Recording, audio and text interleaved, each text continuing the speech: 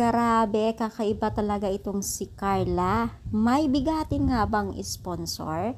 Yan ang ating pag-usapan for today's video. At kung bago ka pa lang sa aking channel, please subscribe po, like, and pakit na rin po natin guys ang notification bell upang ma-update po tayo tuwing ako pinag-upload patungkol sa Team Kalingap.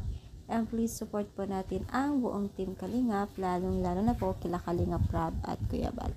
So for today's video ay pag-usapan natin muli itong si Carla.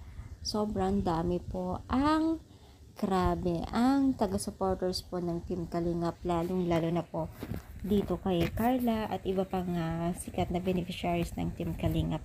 Alam niyo ba guys na itong si Beyonce at itong si Carla ay talagang grabe ang mga bigatin na sponsor po nila. At syempre nagpapasalamat sila dahil iba't ibang bansa na po ang nakakakilala sa kanila sa tulong po ng Team Kalingap at mga iba pang Team Kalingap, no, mga sponsor, ganon, mga viewers.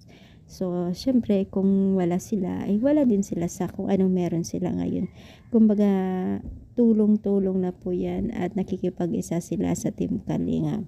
Kaya naman po labis pasasalamat po ang Team Kalingap dahil di sila bumibitaw para maging partner ng dalawang mag-ama na si Kalingap Rab at Kuya Bal. Sana nga tuloy-tuloy din po ang ating pag-suporta sa kanila dahil napakalaking tulong po yung pagkakaisa po natin, di ba?